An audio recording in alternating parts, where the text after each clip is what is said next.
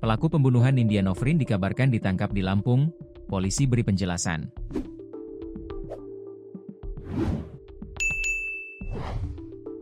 Beredar kabar pelaku perampokan dan pembunuhan perempuan bernama Nindya Nofrin, 38, telah ditangkap di Lampung.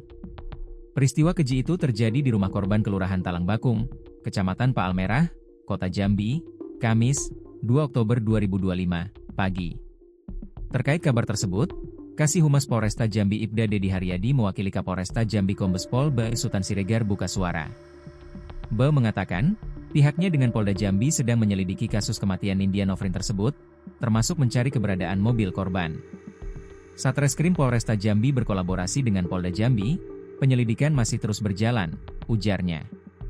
Kasat Reskrim Polresta Jambi, Kompol Hendra Manurung, menambahkan bahwa dugaan sementara kasus ini merupakan tindak pidana pencurian dengan kekerasan atau pasal 365 KUHP. Sementara dugaan kita 365, tapi masih kita selidiki, mohon doanya. Kita juga menunggu hasil autopsi, kata Hendra di lokasi.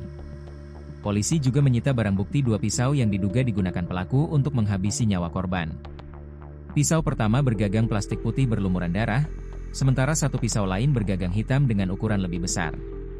Benar, ada pisau hingga sepatu yang kita amankan, kata Kasih Humas Polresta Jambi, Ibda Dedi, saat dikonfirmasi melalui pesan singkat pada Kamis, 2 Oktober 2025, malam. Selain pisau, polisi juga menyita sepasang sepatu coklat yang diduga milik pelaku, serta sejumlah sendok garpu dan sendok makan dari lokasi kejadian. Pelaku membawa kabur barang milik korban, mulai mobil Mitsubishi Pajero Sport dengan plat E77RA, iPhone dan 1 HP Android. Kendaraan itu terekam kamera CCTV melintas di gerbang tol Muaro Sebapo sekitar pukul 6.20 WIB, atau lebih dari 1 jam sebelum korban ditemukan tak bernyawa.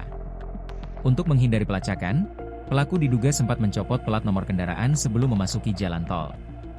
Rekaman CCTV juga menunjukkan mobil tersebut tanpa nomor polisi dan bergerak ke arah Bayung Lencir, Sumatera Selatan. Namun, polisi belum memastikan apakah mobil tersebut milik korban. Terkait informasi itu, mobil korban masuk tol, kita belum bisa pastikan, ujar Dedi.